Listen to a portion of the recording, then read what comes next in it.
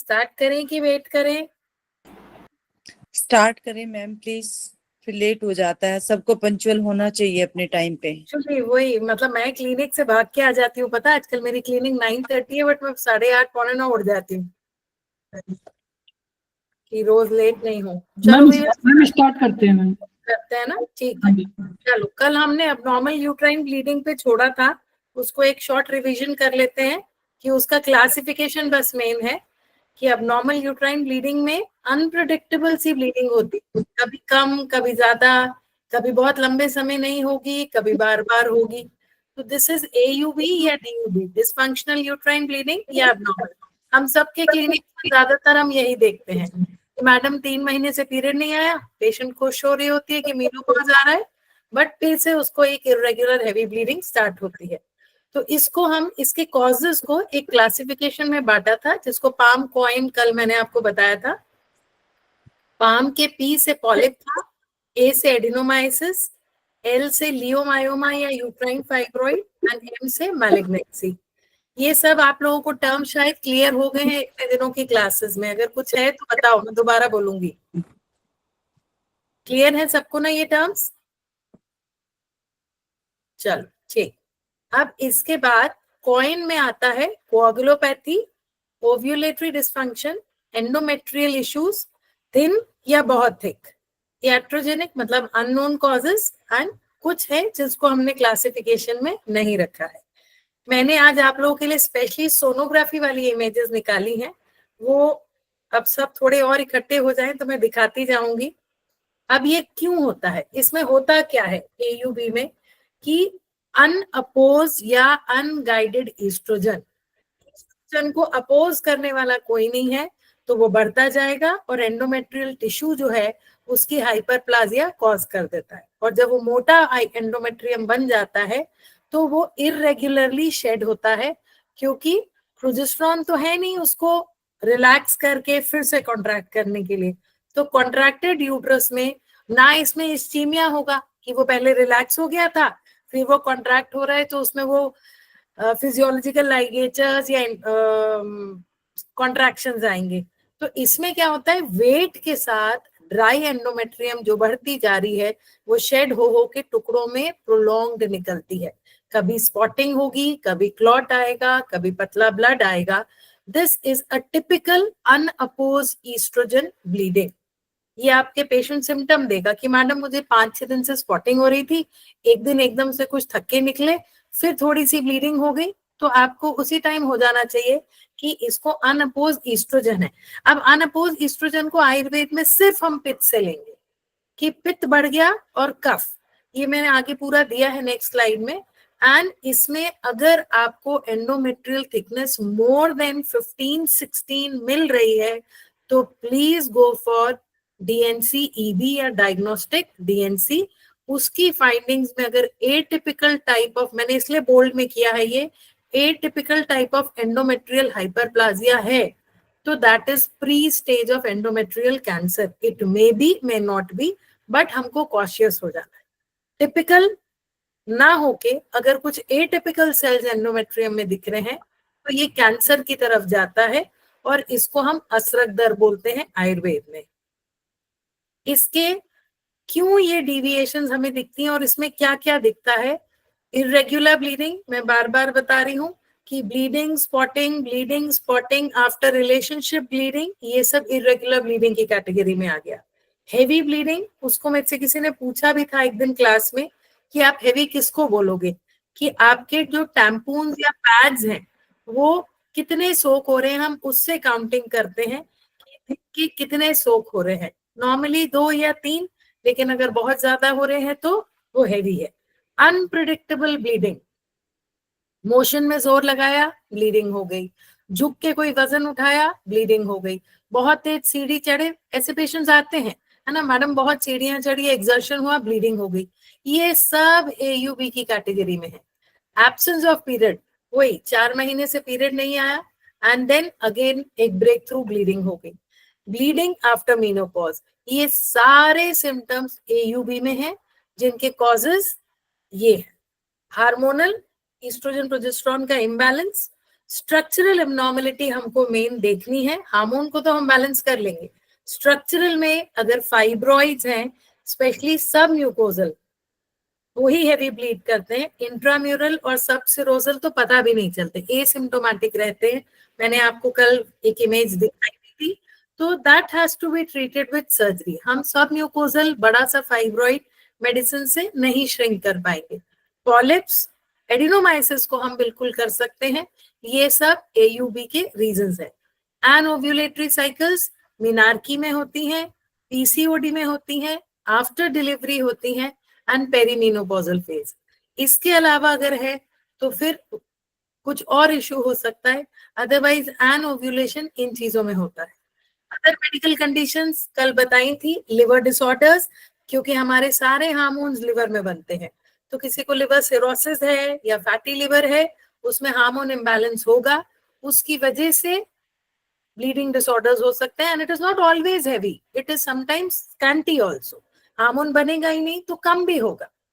इसके अलावा liver disorders के अलावा ब्लड थिनर्स पे अगर पेशेंट है, या उसको मिसकैरेज हो गया और उसे पता ही नहीं है, बहुत सारे आपके पास भी ऐसे पेशेंट आते होंगे कि मैडम 15 दिन चढ़ गए थे, फिर ब्लीडिंग शुरू हो गई और 1-1.5 महीने से ये चल रही है।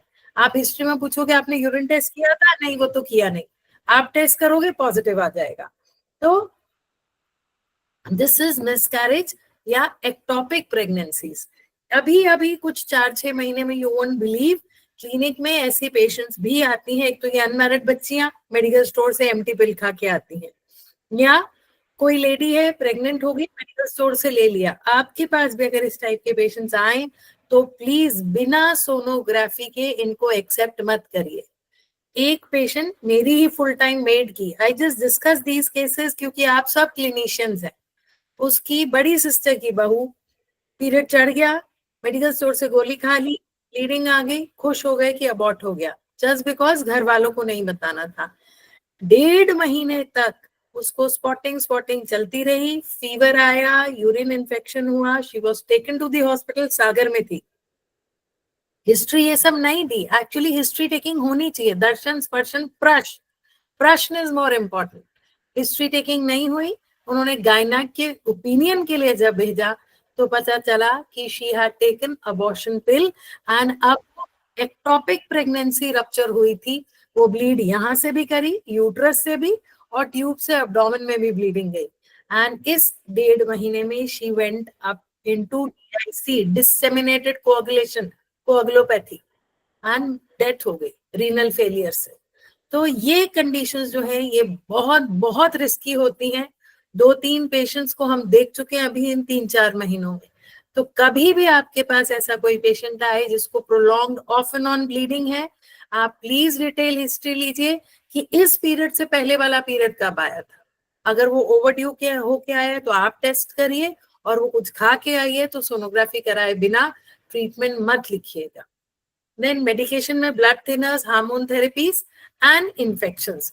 कोई भी इन्फेक्शन यूट्रस में होगा तो वो इन्फ्लामेटरी होगा, इन्फेक्शन मींस इन्फ्लामेशन। इसको फिर ऐसे समझेंगे कि आंख में कंजक्टिवाइटिस होता है तो डिस्चार्ज बढ़ता है, कीचड़ आता है, तो एंडोमेट्राइटिस होगा तो डिस्चार्ज बढ़ेगा, एंड कीचड़ ना आके ब्लड स्टेन म्यूकस आएगा, which is AUB। Menometrorrhagia, menorrhagia आप सबको पता है, prolonged heavy bleeding, but it starts on the date only, वो रेगुलर होता है। मेट्रोरेजिया होती है इंटरमेंस्ट्रुअल ब्लीडिंग की बीच बीच में होती रहे, एंड कॉम्बिनेशन है कि prolong heavy irregular unpredictable bleeding, और ये देखी जाती है पॉलिप्स में, सर्वाइकल इरोजन्स में, या कोई हार्मोन का बहुत ज्यादा चेंज है कि पेशेंट ने गोली खा ली, फिर वो खाना भूल गई OC पिल, फिर ब्लीडिंग आ गई, इस तरीके से। And very rarely in cancers of lower segment, this is menometrorrhagia. अगर इस टाइप की कोई पेशेंट है तो पर स्पेक्युलम एग्जामिन जरूर करिए, स्पेक्युलम डाल के सर्विक्स की कंडीशन जरूर देखिए कि कहीं कोई पॉलिप बाहर तो नहीं लटक रहा, या कहीं सर्विक्स में बड़े बड़े इरोजन्स तो नहीं है। आयुर्वेद में इन सब को एक कैटेगरी में रखा है, एंड दैट इज रक्त प्रदर। प्रदर मीन्स एक्सेसिव डिस्चार्ज। तो इनमें पित्त, कफ और वात किस तरीके से इन्वॉल्व होते हैं? पित्त एक्सेस होगा तो ब्लीडिंग एक्सेस होगी, abundant profuse bleeding, body heat बढ़ेगी। कफ बढ़ेगा तो वहां पे सिक्रीटरी एक्टिविटी बढ़ेगी, कलेक्शन होगा तो ये भी ग्रंथि युक्त बार बार हैवी ब्लीडिंग होगी। एंड वात is the governing body of movement. अगर वात का अवरोध है तो आपको कैसा हो जाएगा? एमेनोरिया, सेकेंडरी एमेनोरिया, फिर कभी भी एक ब्रेक थ्रू हैवी ब्लीडिंग हो जाएगी। और वात का प्रकोप है तो लंबी ब्लीडिंग चलेगी, थोड़ी थोड़ी थोड़ी थोड़ी लंबी चलेगी। तो ये सब सिम्टम्स मैं आपको बता रही हूँ। एंड इनको अवरोध करने वाला सबसे बड़ा रीजन है poor digestion, that is sedentary life, lifestyle disorder, eating habits खराब हो तो आम अवस्था जो बनती है वो स्रोतों अवरोध करती है, कफ वहां पे जमा है, एक्यूमुलेट हो रहा है, एंड पित्त और वात पीछे अपना कलेक्टेड है। तो हमको इसमें ट्रीटमेंट को समझने में इजी होगा सिम्टम्स के आधार पे। एंड इन सब से के साथ मैंने आपको बताया था एक नया दोष, मानसिक अभिताप। स्ट्रेस से सारे हार्मोन, सारे एक्सेस डिस्टर्ब होते हैं, तो उस वजह से भी ब्लीडिंग डिसऑर्डर्स आते हैं। And PCOD is one of the reasons of stress. पढ़ाई हमने भी की है, काम हमने भी किया है, पर आज का बच्चा पढ़ाई को बहुत स्ट्रेस लेता है। एंड पेरेंट्स भी बोलेंगे मैडम बच्चे का बोर्ड है, 10th है, बहुत स्ट्रेस है उसको। ये वर्ड्स बोलना छोड़िए, हमने भी एग्जाम्स दिए हैं। ये स्ट्रेस स्ट्रेस स्ट्रेस जब नॉक करता है तो hypothalamo pituitary ovarian axis, hypothalamo pituitary adrenal axis दोनों खराब हो जाते हैं। डायग्नोसिस आयुर्वेद के हिसाब से हमने क्या किया कि अगर बहुत ब्लीडिंग है, फाउल स्मेलिंग है, बॉडी हीट बढ़ रही है, पसीना बहुत आ रहा है, बाल पतले और झड़ रहे हैं, पिंपल्स आ रहे हैं, एग्रेशन बढ़ रहा है, साथ में एयू भी है, पित्त दोष प्रधानता है, ग्रंथि युक्त ब्लीडिंग है, कभी होती है कभी नहीं होती है, पर जब भी होती है क्लॉट फॉर्म में बहुत सारी होती है, बॉडी वेट बढ़ रहा है, लथार्जी बढ़ रही है, दिस इज कफ दोष की प्रधानता। वात में नहीं या बहुत सारा और बहुत लंबा, ये वात दोष की प्रधानता है। पेशेंट में कोई वेट गेन नहीं, कुछ नहीं, उल्टा वो शायद वीक फील करती हो। पुअर डाइजेशन, आप जब उसका जीभ देखेंगे, उसका डाइट देखेंगे, उसका ईटिंग हैबिट्स देखेंगे, उससे आप समझ जाएंगे ये आम अवस्था है। स्ट्रेस तो दिखता ही है। तो आयुर्वेद से हमने डायग्नोसिस ऐसे बनाया और मॉडर्न से ऐसे बनाएंगे। सबसे पहले प्रेगनेंसी टेस्ट, अगर वो रिप्रोडक्टिव एज यानी 42 तक वो पेशेंट है तो यूरिन टेस्ट जरूर करेंगे कि पहले एक टेस्ट करके हम एक साइड हो जाएं कि नहीं ये प्रेगनेंसी की अबॉर्टिव ब्लीडिंग नहीं है। सेकंड, हम उसके ब्लड टेस्ट करेंगे, सीबीसी, कहीं कोई इन्फेक्शन तो नहीं है, प्लेटलेट काउंट कैसा है। कोअगुलोपैथी का टेस्ट महंगा है, ये 200-250 का है, इसको करके पहले देखेंगे। दूसरा, हार्मोन लेवल्स अगर करा के आइए तो देखेंगे, अदरवाइज मैं हार्मोन्स नहीं कराती, देख के ही समझ में आ जाता है कि पीसीओडी पीसीओएस है, तो वो फालतू 3-4 हजार का टेस्ट कराने की जरूरत नहीं है। Then ultrasonography is must in patients में, मैं इमेज दिखाऊंगी इसके बाद, आपको खुद लगेगा अरे बाबा ऐसा होता है। देन अगर अल्ट्रासोनोग्राफी में आता है तो फाइनल डायग्नोसिस के लिए 2 चीजें करेंगे, हिस्ट्रोस्कोपिक कि पॉलिप है, फाइब्रॉइड है, कैंसर है, हाइपरप्लाजिया है या क्या है, वो देखने के लिए हिस्ट्रोस्कोपिक एग्जामिनेशन। एंड कुछ आता है तो डायग्नोस्टिक ईबी या biopsy of the endometrium to rule out cancer malignancy. ये डायग्नोसिस टेस्ट मस्ट है, चाहे आयुर्वेदिक क्लिनिक हो चाहे एलोपैथी क्लिनिक हो, आप रेफर करिए अपने पास के नर्सिंग होम में, because patient has come to you for correction. ये है एंडोमेट्रियल कैंसर की एक इमेज, सोनोग्राफी की नहीं है, this is just an image. इसको ध्यान से देखिए। अब हम सोनोग्राफिक इमेज देखेंगे इसके बाद। नॉर्मली मैंने कहा ना मैम स्क्रीन स्लाइड क्या दिख रहती, रही है मैम, स्लाइड नहीं दिख रही है ना? मैम। नहीं दिख रही, अच्छा, नहीं मैम, दिख रही होगी बेटा। ये आपको जो दिख रही शेयर, है मैम। एक मिनट सुनना, जो आप लोगों को शेयर किया है ना पीपीटी बेटा, ये मैंने उसके बाद अभी आके ऐड किया है। मुझे एकदम लगा कि इमेजेस ऐड करूंगी तो बेटर समझोगे। तो आप इन दिख रहा है, कितने लोगों को नहीं दिख रहा?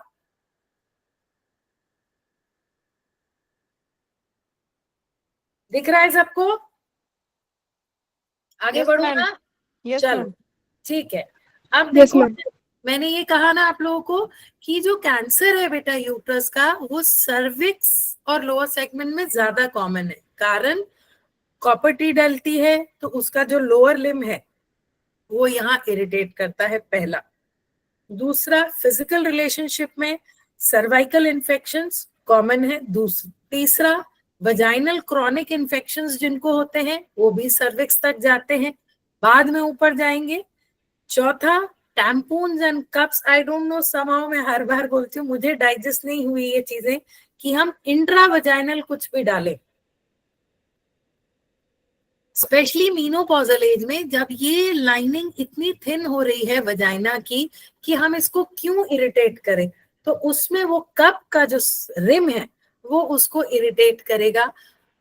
टैम्पून जो है वहां ब्लड है, वो वहां वार्मथ बढ़ाएगा, तो ये डीनेचर होंगे। तो इसीलिए ये causes, then multiple sexual partners and infections, unhygienic conditions, ये सब आपको सर्विक्स के थ्रू असेंड होते हैं। ये कंडीशन दिख रही है। अब मैं आपको सोनोग्राफी दिखाती हूँ इसकी। ये देखो, ये वाला इमेज दिख रहा है, मेरा कर्सर गोल गोल घूम रहा है। और ये नीचे का, इसको मत देखना पॉलिप को, ये दिख रहा है नीचे का। These are endometrial cancers. हमने 3 लाइन पैटर्न देखा था, कितना क्लीन यूट्रस था ना।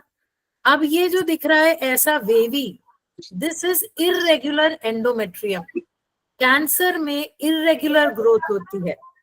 रेगुलर कैप्सुलेट जो ग्रोथ होती है बेटा वो बिनाइन होती है।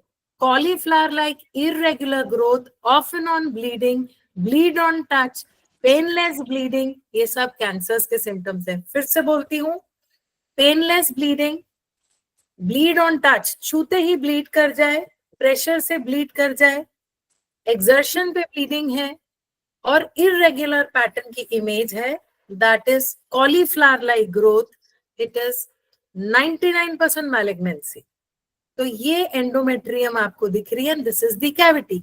और इधर ये नीचे और ऊपर यूट्रस है, ये पूरा जहां मैं घुमा रही हूँ दैट इज यूट्रस का मार्जिन, और उस कैविटी में आपको ये एंडोमेट्रियम दिख रही है। This is endometrial cancer. Clear हुआ? अब इस इमेज को देखो, ये हमने पहले इमेज देखी थी फोटो, ये एक सोनोग्राफी की इमेज है। दिस इज एंडोमेट्रियल पॉलिप, ऐसा दिखता है। अब ये सोनोग्राफी में दिख गया, इसको हम किसी चीज से नहीं हटा सकते बेटा, एंडोमेट्रियल पॉलिप है। बेटर है डीएनसी करा के उसका डायग्नोस्टिक हिस्टोपैथ कराओ। वो फॉर देखो, वो जब आयुर्वेद बना था, मैं कंडेम नहीं करती क्योंकि मैं खुद पूरी आयुर्वेद प्रैक्टिस 23-24 ईयर्स से कर रही हूँ बेटा, लेकिन आज का दौर बहुत अलग है। तब ये मेथड्स नहीं थे, अब आपके पास फास्टर डायग्नोसिंग मेथड्स हैं। Please don't play with patients life. ऐसा कुछ भी दिख रहा है उसको निकालो हिस्टोपैथ के। एंड मैं, जब मेरे पेशेंट्स कन्विंस होते हैं तो आपके भी होंगे। मैं हमेशा ऐसे बोलती हूँ, बेटा देखिए दिख रहा है ना, इसको निकालेंगे, जांच करेंगे क्या है, और फिर उसके बाद दवाई देंगे कि अब आगे ना बने, बस दैट्स इट। एंड पेशेंट करा के रिपोर्ट मेरे पास ही लाती है। तो ये आपको भी कॉन्फिडेंस पेशेंट में लाना है।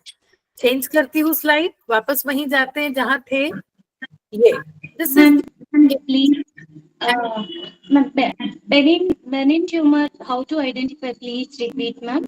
क्या बच्चे? मैम बेनिन ट्यूमर को कैसे आइडेंटिफाई करते हैं अभी बताइए ना आप मैम। ओके चलो मैं बताती हूँ। हम फिर से उस इमेज पे जाते हैं बेटा, और पीछे जाते हैं। चलो, इसी पीपीटी में इमेजेस थी, कल दिखाई थी। देखो ये देख पा रहे हो बेटा आप? Yes ma'am. है ना? This is circular, regular margin है ना? This is benign. ये दिख रहा है ओके बेटा, मैम। है ना। अब हम Yes. इधर आ जाते हैं वापस आज वाले पे। ये देखो, ये रेगुलर है कहीं, ये वाले, ये दो 1 and 2, it is not Yes, ना। ma'am. तो Yes, बिनाइन कंडीशन, आप डिफरेंसेस समझ लो। कोई भी चीज बिनाइन होगी तो कैप्सुलेटेड रेगुलर मार्जिन के साथ होगी, मोबाइल होगी, आप जब उसको फील करोगे वो हिलेगी, मोबाइल होगी, it can cause pain, it can not, है ना। दोनों कंडीशन है, छोटी है तो पेन नहीं करेगी, ये बिनाइन हुआ। कैंसरस या मैलिग्नेंट में इरेगुलर कॉलीफ्लावर लाइक होगी, फिक्स्ड होगी, अपने रूट से फिक्स हो जाएगी, तभी तो मेटास्टेसिस होगा ना बेटा, फिक्स हो जाएगी, पेनलेस होगी, तभी तो पेशेंट को पता नहीं चलता ना, दर्द ही नहीं हुआ, पता नहीं चला, ऐसे बोलते हैं। पेनलेस होगी, ब्लीड ऑन टच, जैसे ही प्रेशर से टच करेंगे ब्लीड होगी।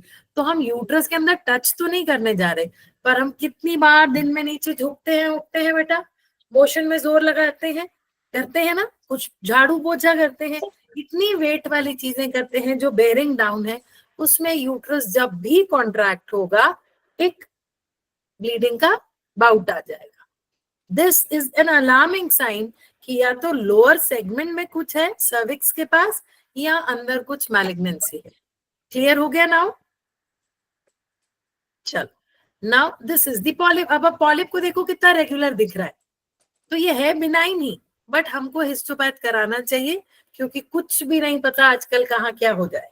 देख बहुत रेगुलर रहा है। अब आते हैं वापस अपनी जगह पर, जो हम देख रहे थे। This is the endometrial cancer. This is again endometrial cancer का एक्सटेंडेड आगे का स्टेज। पूरा यूट्रस देखो, अब ये कॉलीफ्लावर लाइक दिख रहा है, इरेगुलर, पूरे मार्जिन खराब हो गए, तो this is endometrial cancer. Sonography में ऐसी ही इमेजेस आती है। ये पॉलिप आपने कल देखा था, एडिनोमाइसिस देखा था, दिस इज एंडोमेट्रियल हाइपरप्लाज्मा। ये बिल्कुल यूनिफॉर्म है, चांसेस है कैंसर नहीं है ये ईस्ट्रोजन के अनअपोज इफेक्ट से इतना थिक हुआ है, पर तो भी हम इसको, अगर ये 15-17 के आसपास है, 40-45 प्लस की एज में, इसको प्लीज हिस्टोपैथ करा के फिर ट्रीट करेंगे। This is the sonographic image of hyperplasia. दोनों इमेजेस हैं, एक जिसपे मैं कर्सर घुमा रही हूँ वो यूनिफॉर्म है, आप देख पा रहे हो, 3 लाइन पैटर्न से वो कैसा पैटर्न हो गया, इतना बड़ा बलून लाइक। ये ब्लैक जो शैडो है, दिस इज यूट्रस बाहर, और अंदर ये व्हाइट जो है दैट इज एंडोमेट्रियल हाइपरप्लाजिया। इतने बड़े एंडोमेट्रियम को आप कहां तक लेखन वस्ती या लेखन उससे क्लीन करोगे? No, it will take months. It is better TNC कराओ, हिस्टोपैथ कराओ, और फिर आगे उसको नहीं बनने दो, if it is just malignancy नहीं है, इट इज जस्ट हार्मोनल। ठीक है। अब इधर देखो, ये पूरा व्हाइट ब्लैक कलर का जो है बेटा, ये यूट्रस है, उसके अंदर ये जो है दिस इज एंडोमेट्रियम। अब इस एंडोमेट्रियम और इसमें फर्क क्या है? इसमें आपको छोटे छोटे लैक्यूना दिख रहे हैं, होल्स दिख रहे हैं, ये यूनिफॉर्म है ना। This is called cystic endometrial hyperplasia. छोटे छोटे सिस्ट हैं, ये प्री कैंसरस है, इसको निकलवा देना चाहिए, या पेशेंट को हर 3 महीने में सोनोग्राफी करने बोलिए, बिकॉज ये यूं बढ़ता है। सबको क्लियर हो गई इमेज? चलो आगे बढ़ती हूँ फिर। दिस इज एंडोमेट्राइटिस, ये इन्फेक्शन है बेटा, जो मैंने कहा ना कि टीबी हो सकता है, सेक्सुअली ट्रांसमिटेड डिजीज हो सकता है, क्रॉनिक पीआईडी हो सकता है, उसकी वजह से धीरे धीरे अंदर एंडोमेट्रियम में भी इंफेक्शन असेंड कर जाता है, वजाइना से सर्विक्स, सर्विक्स से endometrium, and this causes endometritis. इसमें थोड़ा सा फाउल स्मेलिंग, डार्क मरून, गरम फीलिंग आएगी वजाइना में, एंड पेन के साथ ब्लीडिंग होगी, क्योंकि इन्फ्लेम्ड है। मुंह में एक छाला है जो बहुत गहरा है, ठीक वही कंडीशन यहाँ है ना।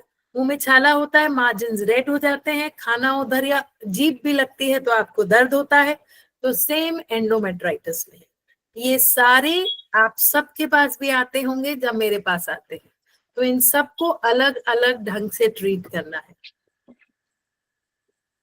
Treatment in modern science, modern science के हार्मोन्स को तो मैं देखती नहीं, वो मुझे देखना नहीं है।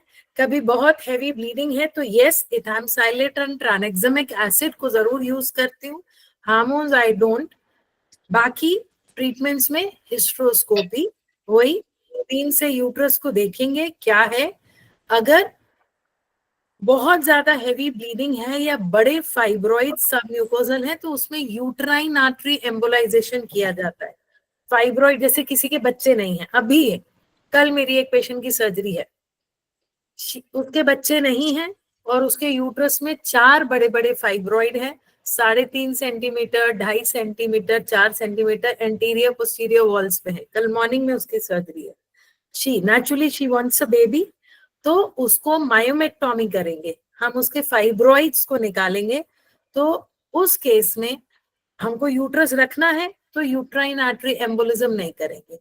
पर अगर कोई और फैमिली कंप्लीट वाली लेडी है तो आप यूट्राइन आर्टरी को थोड़ा सा बांध लेते हैं, तो उसके पास आने वाला नरिशमेंट कम हो जाएगा और वो श्रिंक होने लगते हैं। इस टाइप के सर्जरीज मॉडर्न साइंस में होती हैं, आपको पता होना चाहिए क्योंकि आपके पास फाइल्स आएंगी, तो you should know what should be the option. Then myomectomy, जो मैंने आपको बताया कि to preserve your ability to get pregnant in future, तो उसमें बिल्कुल यूट्रस को ओपन, जैसे अब मैंने आपको बताया, ये मैं साइड व्यू दे रही हूँ, एंटीरियर और पोस्टीरियर वॉल पे दोनों पे फाइब्रॉइड्स है ना, हम उसकी मैपिंग करवा लेते हैं सोनोग्राफी वाले से, तो वो ऐसे बिल्कुल मैप करता है कि इस लेवल पे फाइब्रॉइड है। आप कॉमन कोई एक इंसिजन का लेवल ढूंढते हैं, बहुत सारी बार यूट्रस काटेंगे तो बेटा किसी काम का नहीं रहेगा, तो उसको ऐसे काट के बिल्कुल cut open like a book and then cautery से उन फाइब्रॉइड्स को बिल्कुल ऐसे निकाल देते हैं। बस दिस इज मायोमेक्टोमी। और जहां कट है वहां पे उसको सूचर करते हैं डिसॉल्व होने वाले सूचर से, एंड पेशेंट जब तक आपके पास है 3 दिन 4 दिन एक पैकिंग डाल के रख देते हैं, जिसका जो डोरी है वो सर्विक्स से बाहर वजाइना में, वो पैक फिर धीरे निकाल देते हैं। या कभी कभी वो स्वॉब्स आते हैं, डिसॉल्विंग स्वॉब्स, वो अंदर रख देते हैं, तो अपने आप वो हील डिसॉल्व हो जाता है एंड यूट्रस चिपकता नहीं है। ठीक है। Then endometrial ablation, ablation is उसको बहुत हीट या बहुत ठंडे से उसको बर्न कर दे, बिल्कुल जिन करके गायब हो जाती है। आप कभी अपने बाल को कैंडल से जला के देखो, सेकंड्स भी नहीं लगते और वो जल के गायब हो जाता है। ऐसा ही पेन जैसी कॉटरीज आती हैं, उसको बस ऐसे एंडोमेट्रियम के साथ चला देते हैं एंड वो बर्न हो जाती है। तो इन सब में ये हम क्यों करते हैं कि यूट्रस की हेल्थ बनी रहे और आगे प्रेगनेंसी हो सके। डीएनसी मैं बार बार बता रही हूँ, it is a diagnostic tool जिसको हम क्यूरेट करके हिस्टोपैथ के लिए भेजेंगे। लास्ट इज हिस्टेक्टोमी, कुछ नहीं दिख रहा, सब बहुत खराब है तो यूट्रस निकलता है। These treatments every doctor should know, because when a patient comes to you she has to be treated, क्योंकि हम डॉक्टर हैं, हम उसको रेफर्ड कर सकते हैं, बट सही समय पे रेफर करें। आप देखना, हैव अ बेट, वो पेशेंट दोबारा आप ही के पास आएगी कि आपकी वजह से बच गई। देन आयुर्वेद ट्रीटमेंट, आयुर्वेद में सबसे पहले कुछ नहीं, स्तंभन करना है, उसके ब्लड को रोकना है, बाद में हम दोषों का शोधन शमन सोचेंगे, बस सबसे पहले ब्लीडिंग रोकेंगे। कल भी मैंने कहा था हाई फीवर है तो यूरिन इन्फेक्शन है कि सर्दी खांसी है कि टाइफाइड है, वो बाद में, पहले उसको पैरासिटामोल देते हो कि उसका 103 बुखार उतर जाए। तो स्तंभन चिकित्सा सबसे पहले, साथ में हम सिम्टम्स को देखते हुए रूल आउट कर लेंगे कि पित्त है, कफ है, वात है। इसमें पंचकर्म ट्रीटमेंट करना ही चाहिए। हेवी प्रोलॉन्ग ब्लीडिंग मतलब पित्त, तो विरेचन टू रिमूव बोथ पित्त एंड कफ, एक्यूमुलेटेड कफ निकलेगा। योग बस्ती या लेखन बस्ती फॉर एंडोमेट्रियल हाइपरप्लाजिया स्पेसिफिकली, बाकी किसी में नहीं देना।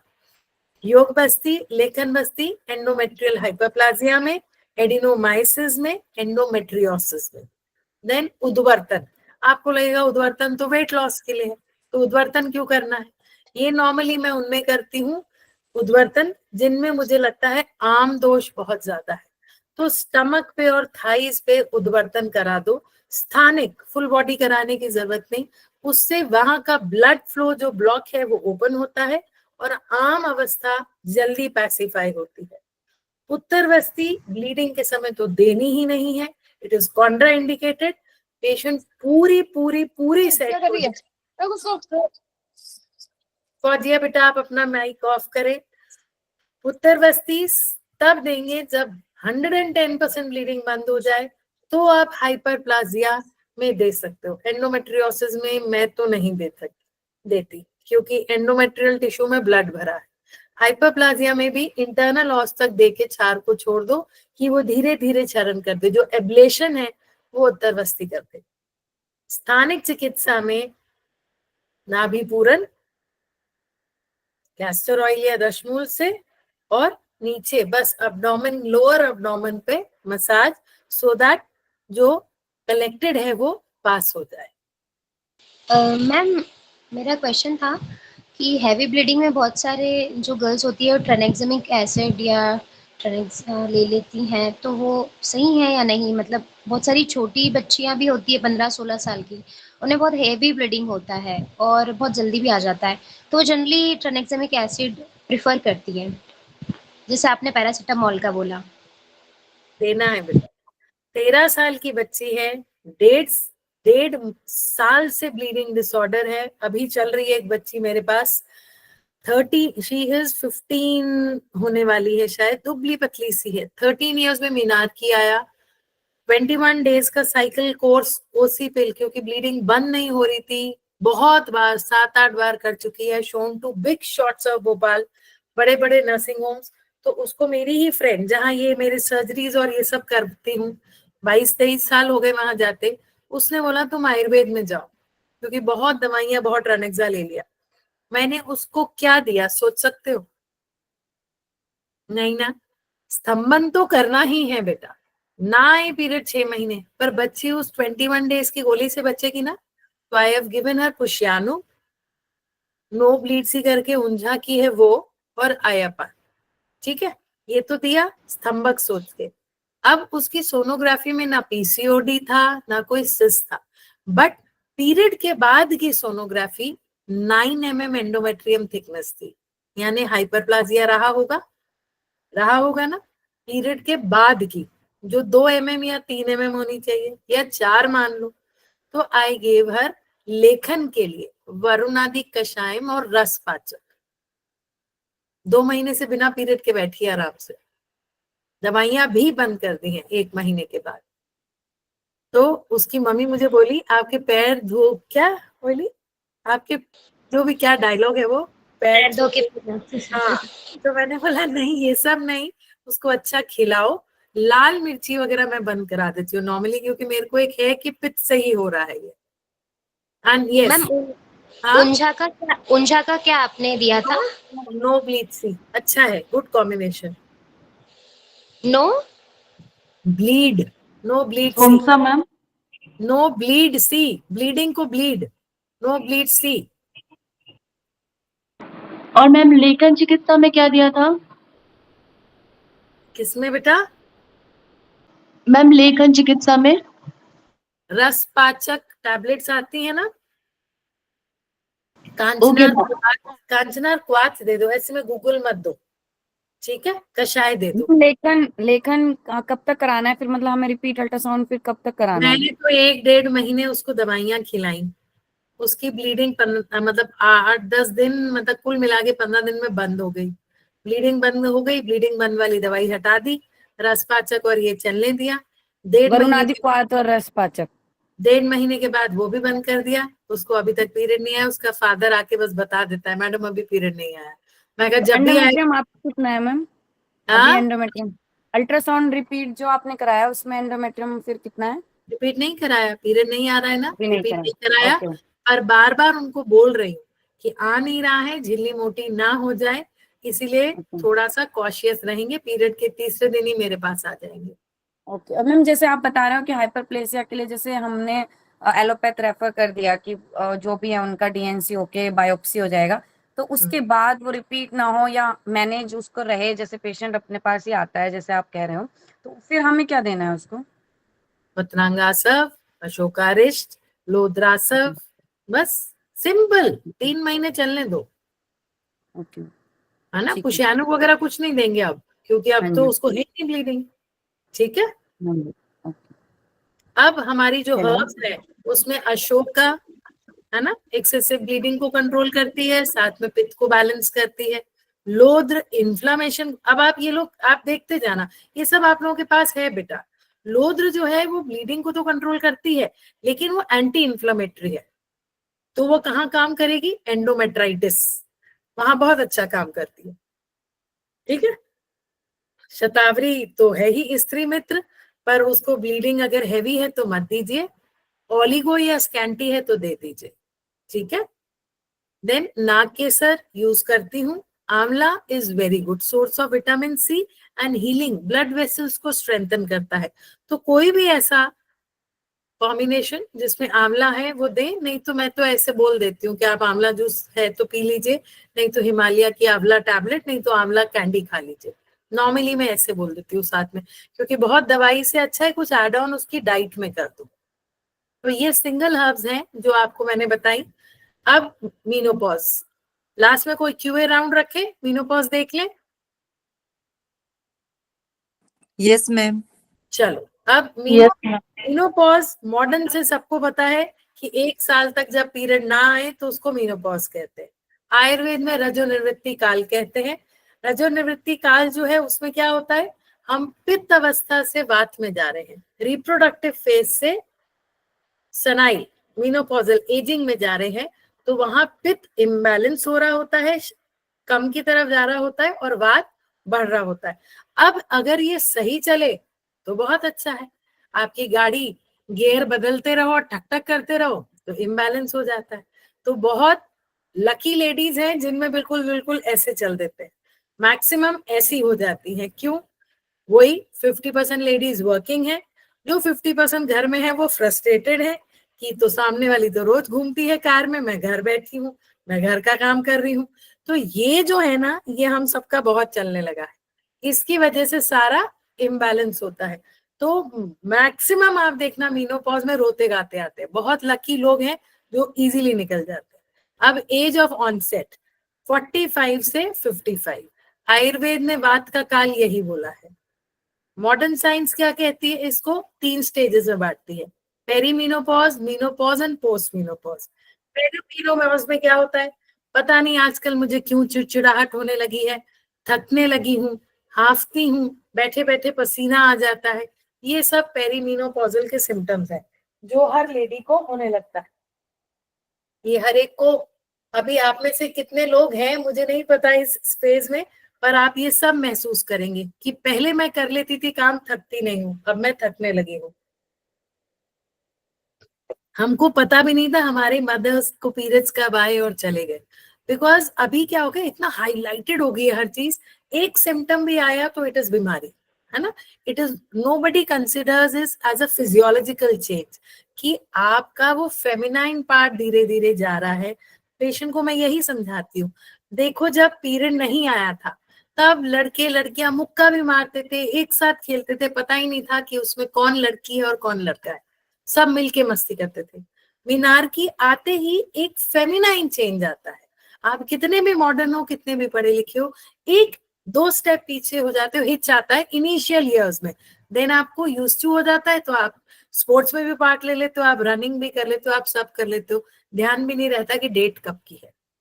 सेम इतने साल जब आपको पीरियड आया और अब वो जा रहा है, तो आपका वो फेमिनाइन पार्ट कम हो रहा है एंड टेस्टोस्टेरोन लेवल थोड़ा सा बढ़ रहा है, तो आप में अगेन वो चेंज आएगा, वही गुस्सा, वही एग्रेशन जो पहले यंग एज में मस्ती थी, अब वो मस्ती नहीं रहती क्योंकि जवाबदारियां फैमिली की बढ़ती हैं, तो ऐसा वाला पीक फिर से आता है।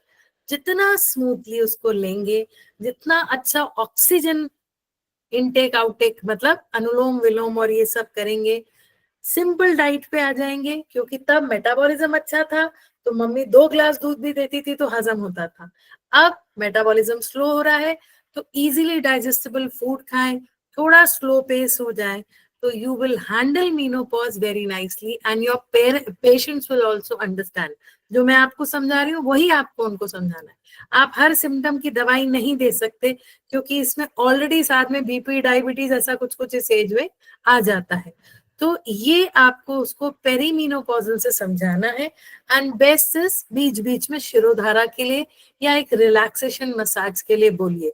अगर आपके पास पंचकर्म सेंटर नहीं है तो कुछ नहीं, एक सिंपल पित्त शामक, चंद्रकला, प्रवाल, whatever you are confident of, उसको थोड़े दिन के लिए दे दें कि उसकी ये घबराहट, ये गर्मी कम हो जाए और स्लीप अच्छी आए। उसके लिए तगर, ब्राह्मी जैसा कुछ एक टैबलेट दे दे, बहुत कुछ उसमें बैलेंस हो जाती है। अगर डाइट अच्छी नहीं है तो फिर आप विटामिन डी या कैल्शियम, आयुर्वेद में बहुत अच्छे अच्छे हैं, वो ऐड करिए सो दैट उसके पेन्स कम हो जाए तो वो कंफर्टेबल हो जाएगी। ब्लीडिंग में अगर कोई प्रॉब्लम नहीं है तो डोंट टच इट, टच किया और वो बम बना। मीनोपॉजल एज में नॉर्मली ब्लीडिंग्स इरेगुलर हो जाती हैं। अगर कोई खास प्रॉब्लम नहीं है, सिर्फ ये है कि मैडम जब आती है तो थोड़ा ज्यादा आती है और उसके बाद चली जाती है, गिव अ सिंपल पुष्यानुग या प्रदरांतक या उशीरासव। इस टाइम उशीरासव, चंदनासव काम करता है, बॉडी हीट बढ़ी हुई है ना, तो आप बजाय लोद्रासव के इस कंडीशन में जब भाप निकल रही है कान से, अरुणा म्यूट हो जाओ बेटा, तो आप उसको उशीरासव के साथ मेडिसिन दीजिए, बेटर रिजल्ट पाएंगे। चंदन आसव के साथ दीजिए, शीत सुधा के साथ दीजिए। डायबिटिक नहीं है तो गुलुकंद किसका है ये, दूध पापेश्वर का है जिसमें प्रवाल मिला हुआ है, वो दीजिए। इस टाइप की चीजें उसको दीजिए। बट यस, अगर कोई मतलब कुछ कॉज दिख रहा है तो हमको उसको, जो पीछे हमने इतना सारा देखा, उसके साथ उसको ट्रीट करना है। पोस्ट मीनोपॉजल इज ओनली रसायन एंड बृहन चिकित्सा। पीरियड्स चले गए हैं तो क्षय को भरना है, पर उसको शतावरी से मत भरिए। आप उसको अस्थिक्षय है, क्या हो रहा है, उस हिसाब से उसको सप्लीमेंट्स दीजिए। एंड मेंटल रिलैक्सेशन के लिए जरूर कुछ ना कुछ, मेंटेट, हिब्रल, अलर्ट, शांतम बहुत है, कोई भी एक मेडिसिन चलने दीजिए for 3 to 4 months। Then comes the clinical symptoms. Clinical symptoms में hot flushes, night sweats, mood swings, depression। अब ये तो बिना दवाई और समझाने से भी ठीक होंगे। गड़बड़ कहाँ होती है, dryness of vagina, painful relationship, incontinence of urine, कई बार एकदम सिवियर ऑस्टियोपोरोसिस हो जाता है एंड कोलेस्ट्रॉल हाई हो जाता है, वहां ट्रीटमेंट रिक्वायर्ड है।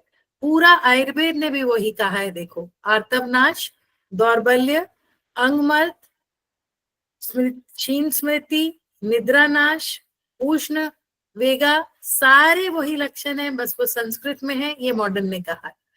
कभी भी देखना इट इज सेम, बस ट्रीटमेंट्स को हमको थोड़ा ऑगमेंट करना है, क्योंकि फास्ट लाइफ है, पेशेंट उतना स्लो वेट ही नहीं करेगा। तो इन सबको आप सिम्टोमेटिक ट्रीट करेंगे जब तक कोई सर्जिकल इंटरवेंशन वाली नौबत ना हो या मैलिग्नेंसी ना हो। पैथोफिजियोलॉजी भी दोनों की देखो लगभग वही है। ईस्ट्रोजन कम हुआ, एफएसएच एलएच बढ़ रहा है, पीक आ रहा होता है उनका एकदम, क्योंकि वो अंडा बनाने की कोशिश कर रहे हैं, इधर ईस्ट्रोजन कम है, एंड धीरे धीरे थक के फिर वो भी नीचे आ जाता है। तो दिस इज मॉडर्न से। एंड हाइपो ईस्ट्रोजेनिक इफेक्ट फिर ग्रेजुअली आता है, एकदम से नहीं आता।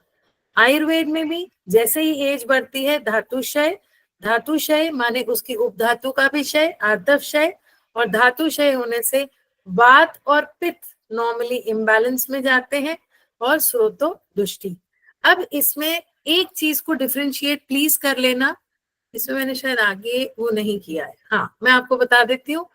ईस्ट्रोजन के बढ़ने से वेट कैसा होता है और टेस्टोस्टेरोन के बढ़ने से वेट गेन कैसा होता है। मीनोपॉज जब आ रहा है तो ईस्ट्रोजन कम हो रहा है एंड मेल हार्मोन जो 5% था वो डोमिनेट कर रहा है, तो उसमें आपका पॉट बेली वेट बढ़ता है। घर में मम्मी है, मदर इन लॉ है, खुद मीनोपॉजल एज में हो, या किसी नेबर और पेशेंट को याद करो, लेडी पीरियड जाने की उसमें मतलब 40s में सिर्फ कमर वेस्ट हेवी होती है, ठीक है। पीरियड जाने के बाद अपर एब्डोमेन से ही वो ऐसी गोल मटोल हो जाती है। This is android obesity. Males pot belly, मैंने बताया था ना, जेंट्स एप्पल शेप होते हैं, हम पियर शेप ओबेसिटी में जाते हैं। बट मीनोपॉज के बाद ये वाली ओबेसिटी आती है जो सबसे ज्यादा डिप्रेशन हर लेडी को देती है। कोई कपड़ा पूरा नहीं आ रहा, मैं थक रही हूँ, ये इस वेट की वजह से स्पाइन पे लोड आ रहा होता है। स्पाइन का कर्वेचर आपने एमआरआईज देखी होंगी, lordosis, curvature of lumbar spine not maintain, ये सब देखते हो, है ना। तो ये सब रीजंस है आगे जो पॉट बेली आ गई। दिस इज जब मेल हार्मोन डोमिनेट कर रहा है फीमेल हार्मोन को। ये 50s के बाद, मीनोपॉज आने के बाद होता है, क्योंकि ईस्ट्रोजन बिल्कुल गया और वो 5% टेस्टोस्टेरोन हमारी बॉडी में बन रहा है। तो इनको आपको सिर्फ कोई बीमारी ना मान के पैसिफाई करना है। उद्वर्तन कर दिया, कुछ मेटाबॉलिज्म फास्ट करने वाली दवाइयां दे दी, मेदोपचक मेडिसिन दे दी, सो दैट पेशेंट कंफर्टेबल हो जाए। मॉडर्न मैनेजमेंट में भी देखो लगभग वही है, डाइट, एक्सरसाइज, योगा। ये मैंने जानबूझ के मेंशन किया है, ये ट्रीटमेंट बिल्कुल नहीं दे, किसी को भी नहीं एडवाइस करिए hormone replacement treatment, estrogen alone या combined, because it increases the risk of breast cancer and deep vein thrombosis, clots बनना, बिल्कुल भी नहीं करेंगे। ऑल्टरनेटिव में इन्होंने भी देखो सप्लीमेंट्स दे दिए, गाबापेंटेन दे दो, क्लोनिडीन दे दो, तो अपन भी उसी पे चलेंगे कि हमें रसायन चिकित्सा करनी है। वात पित्त का शमन, मैंने आपको जैसे ही कहा कि एक सिंपल स्नेहन स्वेदन शिरोधारा दे दीजिए, पेशेंट रिलैक्स हो जाएगा। मनोवा चिकित्सा, काउंसलिंग, बोन हेल्थ एंड बायोफॉस्फेट्स। ये पेज क्लियर है? Yes ma'am. चलो अब आयुर्वेदिक ड्रग्स, अश्वगंधा अडेप्टोजेनिक है, एंजियोलिटिक है, बोन एंड मसल टॉनिक है। अश्वगंधा को अगर पेशेंट हाइपरटेंसिव नहीं है तो किसी भी रूप में ऐड कर सकते हैं। स्ट्रेस कॉम डाबर की अच्छी है। लेहम मत दीजिए, वेट गेन होगा। अरिष्ट मत दीजिए क्योंकि ऑलरेडी पित्त इम्बैलेंस चल रहा है। ये सब मत करो कि अश्वगंधा रिष्ट दे रहे हैं तो एसिडिटी होगी, आप उसको किसी टैबलेट फॉर्म में दे दीजिए। शतावरी फाइटोएस्ट्रोजन है, कूलेंट है। अगर बहुत ड्राई स्किन एकदम हो रही है, थिन स्किन हो रही है, थोड़े दिन के लिए शतावरी दे दीजिए आफ्टर मीनोपॉज, लंबा नहीं देंगे। ब्राह्मी जटामांसी फॉर मानसिक अभिताप। घृत प्रिपरेशंस जो हैं वो मेद्य रसायन के रूप में, बट अगर कोलेस्ट्रॉल ज्यादा है तो अवॉइड करिए। चंद्रप्रभावटी I give to my patients जिनको बार बार यूटीआई होता है या यूरिन इनकॉन्टिनेंस होता है, उसमें कई बार 3-4 महीने लगातार दे देती हूँ। और साथ में आप एक्सरसाइजेस जरूर बोलिए क्योंकि वहां मसल टोन चला गया, इनकॉन्टिनेंस उसकी वजह से, ठीक है। Thank you. Now QA round. Ma'am cholesterol का आपने क्या बताया? कोलेस्ट्रॉल का आयुर्वेद में क्या करना है? शुद्ध नहीं आपने गुड़। हाँ हाँ, अगर कोलेस्ट्रॉल ज्यादा है तो घृत का कोई भी प्रिपरेशन मत दीजिए, है ना, क्योंकि हम खाने में भी ले ही रहे होते हैं। 0 ऑयल 0 घी तो करते नहीं है। ऑन द कॉन्ट्ररी हम सेडेंटरी हो जाते हैं 50s के बाद, तो don't give extra ghee. Ma'am मैं कल वाले टॉपिक पे आना चाहूंगी जो कल आपने पढ़ाया था। हाँ। कि जैसे एंडोमेट्रियम की लेयर 4.5 या 5 से कम होती है और हम रजा प्रवर्तनी वटी हमें नहीं देनी चाहिए पीसीओडी के पेशेंट में। पेशेंट अगर डिलेड साइकिल के लिए आता है और हम उसको रजा प्रवर्तनी वटी या कुछ इस तरह देना चाहेंगे तो भी पीरियड्स नहीं आएंगे क्योंकि एंडोमेट्रियम थिकनेस पुअर है। तो हम इस एंडोमेट्रियम थिकनेस को बढ़ाने के लिए आपने बताया था कल, बट सॉरी आई फॉरगॉट। आप दोबारा बताइए प्लीज। कोई बात नहीं। डीयूबी में भी मैंने आज बोला ना कि ओलिगो और स्कैंटी में हमको लेखन बस्ती नहीं देनी है ना, हमको बढ़ाना है। तो उसमें बढ़ाने में शतावरी, गोपशूर ये अच्छा काम करते हैं, है ना। मैम डोज भी बता देंगे प्लीज जरा। अगर छोटी बच्ची है तो 1 BD, बड़ी लेडी है तो 2 BD है, 2 TD है। शतावरी घृत देंगे मैडम, शतावरी चूर्ण देंगे, tablet. Shatavari tablet. Yes. Thank you very much. Ma'am hmm. Ma'am मेरे को ना, मेरी खुद का केस है, इस बार जब पीरियड्स आए ना मैम, तो मेरी ड्यू डेट थी 11, तो 11 से लेके 17 तक मेरे को स्पॉटिंग हुआ, 18 और 19 को अच्छे से ब्लीड हुआ, 21 को फिर से स्पॉटिंग और 22 को ब्लीड होके अभी मेरा बंद है। एज कितनी है? 26 मैम। ओए, बहुत छोटी हो बच्चे तुम तो। हाँ जी मैम। पीसीओडी या थायराइड कुछ है क्या?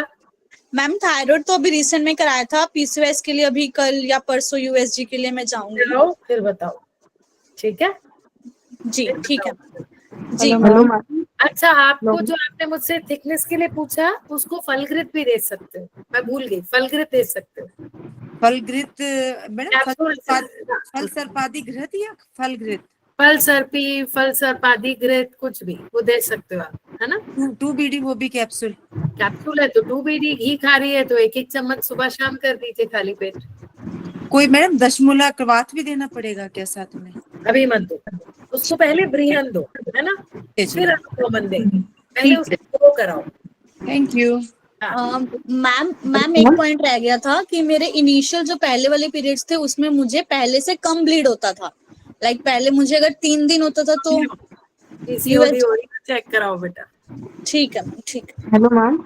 हाँ मैम जैसे पीरियड्स के बाद पेशेंट्स आते हैं कि स्पॉटिंग हो रहा है, पीरियड्स में रेगुलर 5 दिन से 7 दिन ब्लीडिंग होने के बाद भी बीच बीच में स्पॉटिंग कंटिन्यू होते रहता है। हमने वो भी देख लिया कि प्रेगनेंसी वगैरह का कुछ है नहीं है, वो भी देख लिया, बाकी फाइब्रॉइड पॉलिप वगैरह भी कुछ नहीं है, अल्ट्रासाउंड नॉर्मल है।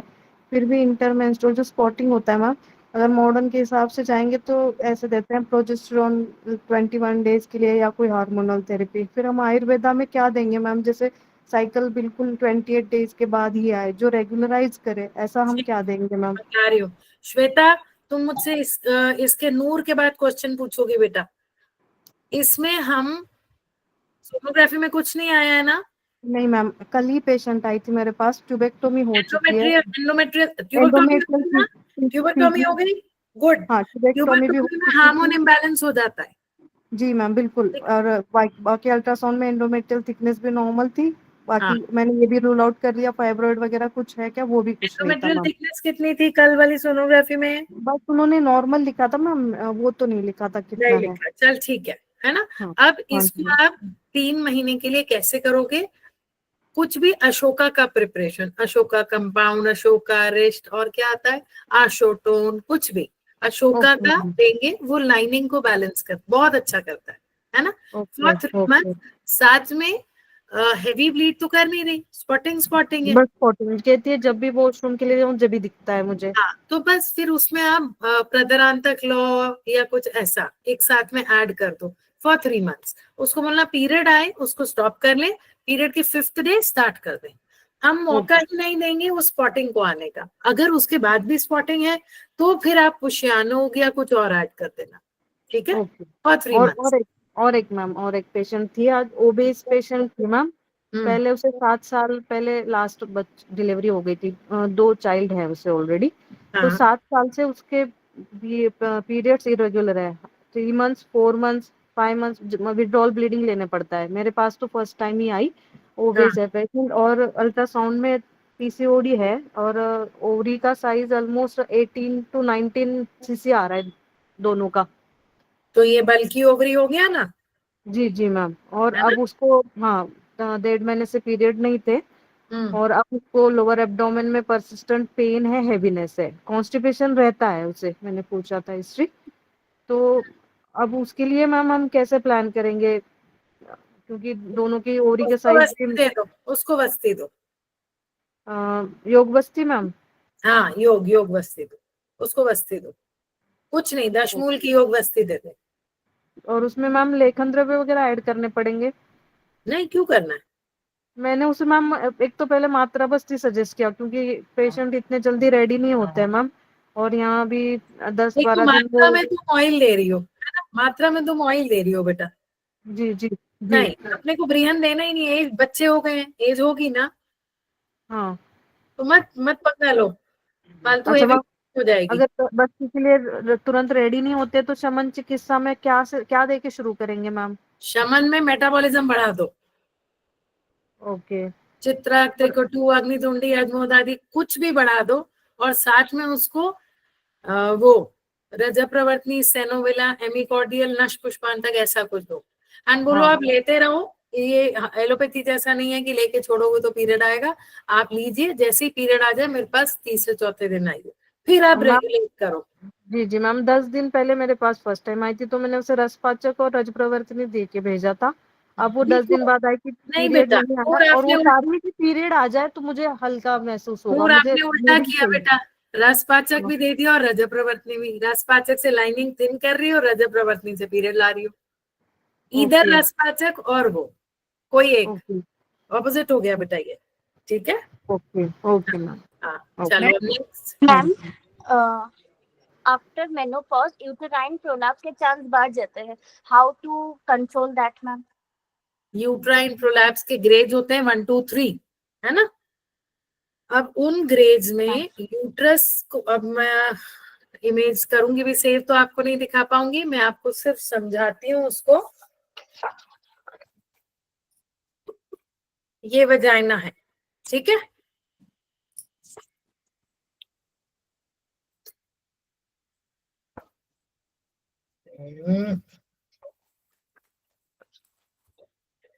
मीनोपॉज के बाद क्यों होता है? क्योंकि मसल्स लूज हो जाती हैं, स्पेशली जिनकी नॉर्मल डिलीवरीज हुई होती हैं उनमें संभावनाएं ज्यादा रहती हैं, या जिन्हें क्रॉनिक कॉन्स्टिपेशन रहता है, ठीक है। This is vagina. ये पेन दिख पा रहा है क्या? Yes ma'am. दिख रहा है ना। अब अगर ये सर्विक्स है, अगर ये अंदर ही है ना, मतलब आपको इतना सा बस दूर दिख रहा है, दिस इज नॉर्मल। अगर ये माउथ पे आ गया, दिस इज ग्रेड 2, एंड पूरा बाहर आ गया, सॉरी ग्रेड 1, ग्रेड 2, एंड पूरा यूट्रस बाहर आ रहा है ऐसा इन्वर्ट होके, दैट इज प्रोसिडेंशिया प्रोलैप्स। आपके पेशेंट का क्या है? मैम ग्रेड 2 में है, तो what can be the treatment policies? Grade 2 के बाद क्या बोली इशिका? मैम ट्रीटमेंट में क्या करें अभी, लाइक योनी पिचू दे दे और समथिंग लाइक? योनी पिचू, मूषक तेल। ओके। मूषक तेल अच्छे से सोक करो, और साथ में चाहो तो शीर बला या बला अश्वगंधा दो, क्योंकि मसल टोन इंप्रूव करेगा।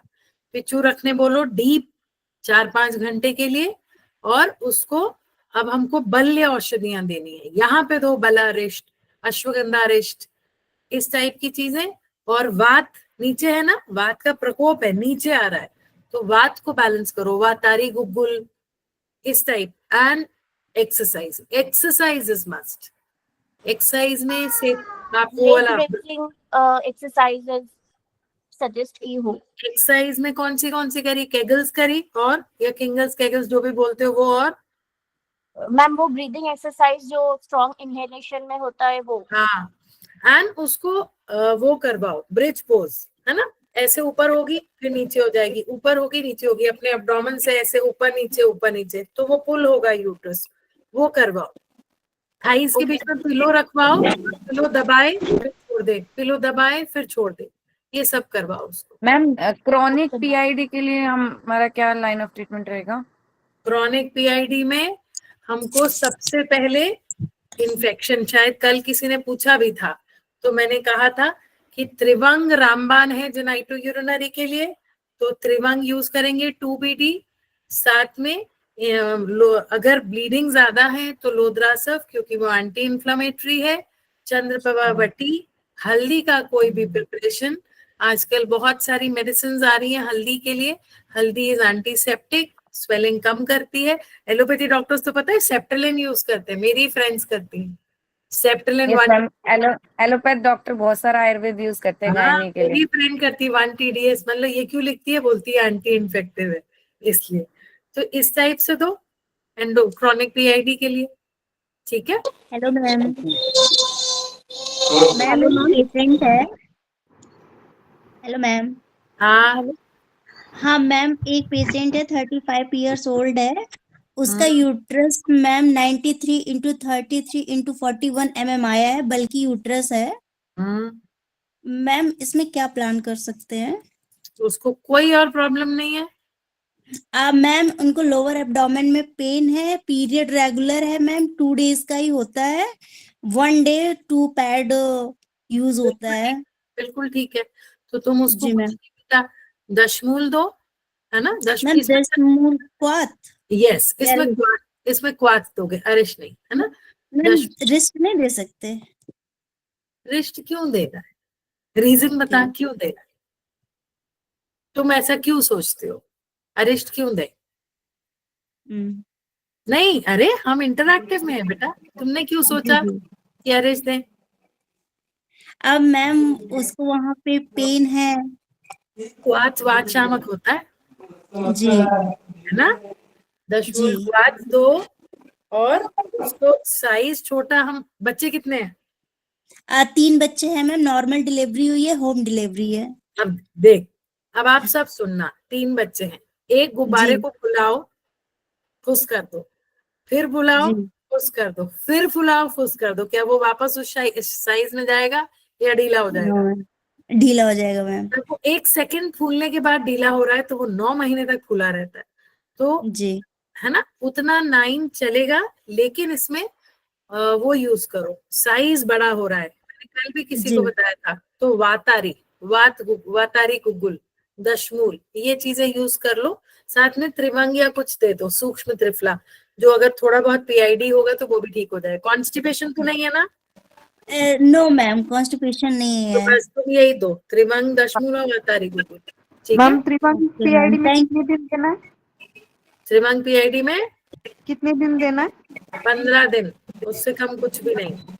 Hello ma'am. सर्विस मैम में बीडी क्या में देंगे मैम? हेलो। हाँ, सर्विस। हेलो हाँ मैम, एक ल्यूकेरिया की पेशेंट है, उसका एज 23 है। तो उसको मैंने सूक्ष्म त्रिफला गंधक रसायन चंद्र प्रभावटी और लोद्रासव दिया था। तो पीरियड होने के बाद वो आई थी, उसका कम हो गया, लेकिन फिर से उसे पीरियड आए तो उसको पैड का रैश भी हो गया और फिर से ल्यूकोरिया चालू है। और उस मेडिसिन से अब उसको कुछ भी फर्क नहीं आ रहा है। लोदरा सब मत दे, पतरांगा सब दे। उसको बहुत सीवियर ज्यादा पैड रैशेस हो गए, मतलब वहाँ लोकल भी ल्यूकोरिया की वजह से वहां पे ईचिंग और रैश है, और ल्यूकोरिया बहुत ज्यादा है जैसे कि कर्डी वगैरह, और यूएसजी किया तो फिर से पीआईडी है उसको। देख, कर्डी है ना, मतलब इन्फेक्शन है ना? और तो अनमैरिड है मैम। अनमैरिड है, रिलेशनशिप वगैरह तो नहीं, कुछ नहीं। नहीं है, तो बस फिर ठीक है, उसको वो दो, फिर पतरांगा सब दो, इन्फेक्शन है क्योंकि, और साथ में वही त्रिभंग, प्रदरांतक लो। अगर पेटेंट पे जाते हैं बेटा, तो पेटेंट में ये अच्छा काम करती है, मायरॉन एलार्सन की 2BD, है ना, वो दो। इस टाइप से थोड़ा एक्स्ट्रा दो फिर उसको, डिस्चार्जेस कम करने के मैम लिए। त्रिवंग की टैबलेट, त्रिवंग भस्म, मतलब उसका डोज क्या रहेगा मैम? बहुत इन्फेक्शन है तो 2BD दे दो। और भस्म फॉर्म में अगर त्रिवंग रहेगा तो? एक चुटकी होता है, एक अच्छा। छोटी, मतलब एक अच्छे से चुटकी उठाते हैं, दैट इज 250 mg, तो 2 चुटकी सुबह शाम। अपन मतलब खाने से पहले ना मैम?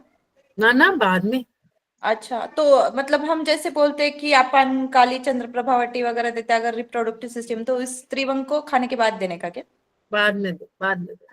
ठीक है मैम, थैंक यू। नमस्ते मैम। मैम चलो मैम। वजाइनल प्रोलैप्स है अगर किसी को, और अगर वो थर्ड स्टेज में भी है, तो क्या मैम ये रिवर्स हो सकता है मेडिसिन से, कि सर्जरी लास्ट ऑप्शन है? Surgery, surgery. और मैम प्रोसीडेंसी एक और, रिवर्सल, फर्स्ट डिग्री रिवर्सल है, सेकंड डिग्री चांसेस है, थर्ड इज सर्जरी।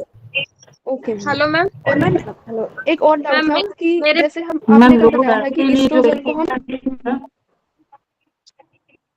वसुंधरा तुम बोलो। जी मैम, जैसे मैम कल आपने बताया था कि एस्ट्रोजन को हम पिच समझेंगे, तो मैम अगर किसी की जैसे मेडिसिन जब भी हम सिलेक्ट करते हैं ना, तो इसमें हमेशा एक डाउट रहता है कि हमने हमारा क्या माइंडसेट होना चाहिए मेडिसिन सिलेक्ट करते हुए। जैसे आपने कल बताया कि एस्ट्रोजन को हम पित्त समझ रहे हैं, तो अगर किसी की प्रकृति ही पित्त है मैम, और उसकी बॉडी में एस्ट्रोजन अभी कम है, तो कैसे मेडिसिन सिलेक्ट करें? कि कौन सी बेटर काम करेगी? देख, प्रकृति आप पेशेंट से बात करने और देखने में समझ जाते हो बेटा, जी मैम। है ना? जी मैंने बताया भी था कि एक बच्ची आई और ऐसे चिड़चिड़ के बात कर रही थी, उसका मन ही नहीं मुझसे बात करने का जैसे।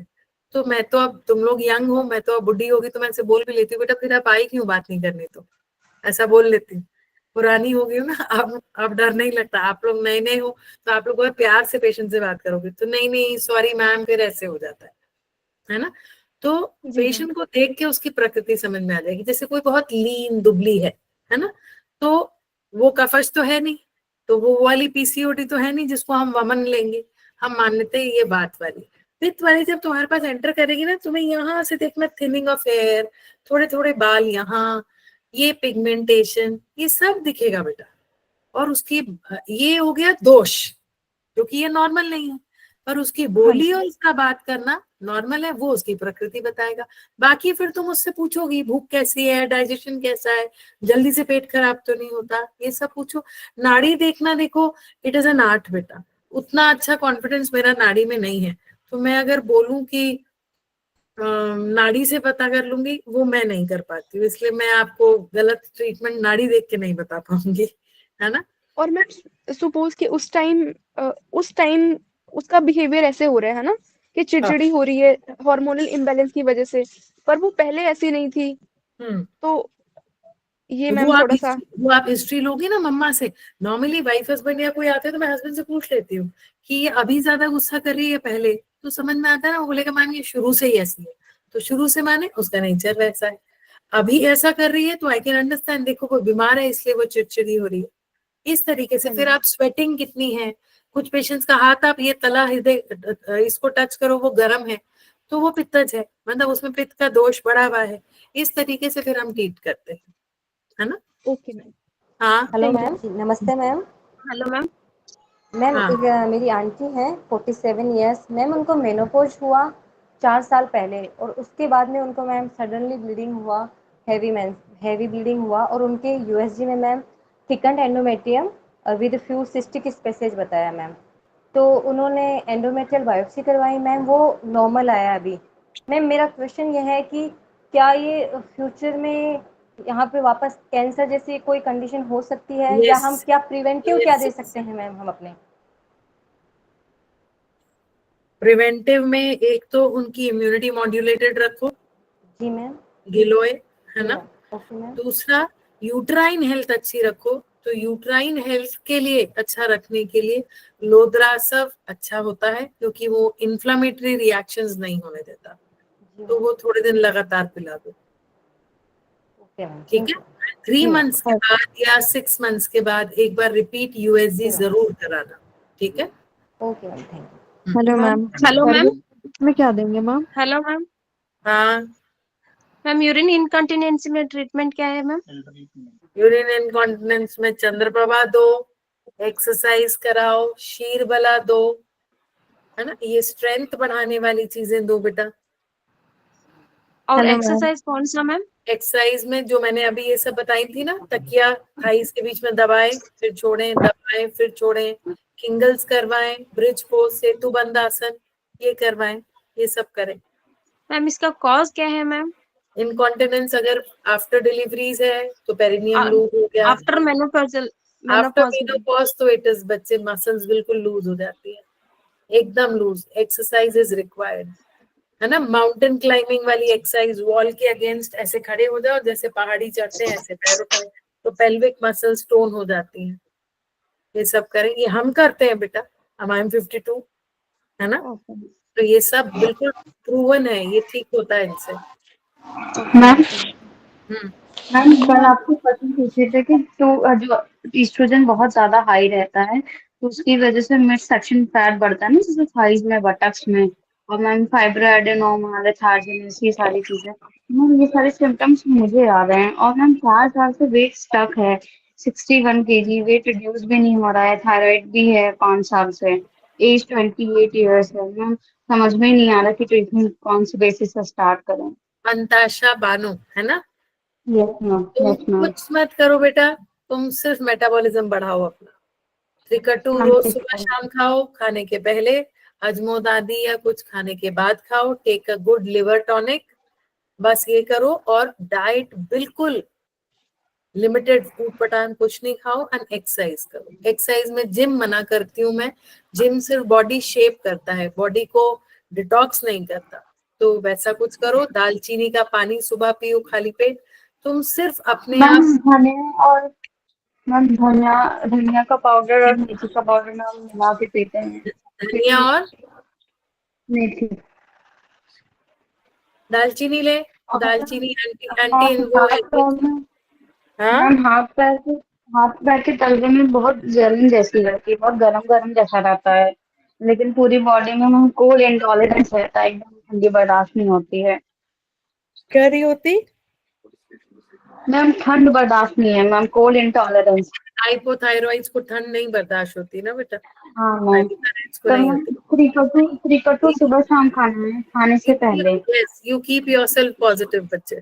तुम उधर जा रही हो नेगेटिव की तरफ, है ना? मैम बहुत ज्यादा सिम्टम्स आ रहे हैं मैम, इतने ज्यादा तो टीएसएच वगैरह भी मैम फ्लक्चुएट होता है। कुछ नहीं आ रहे। ऐसा हम सबको भी हुआ है ना, कुछ नहीं आ रहे। Keep yourself positive, that's it. ठीक है? अगर भोपाल रहती हो तो मिलने आओ।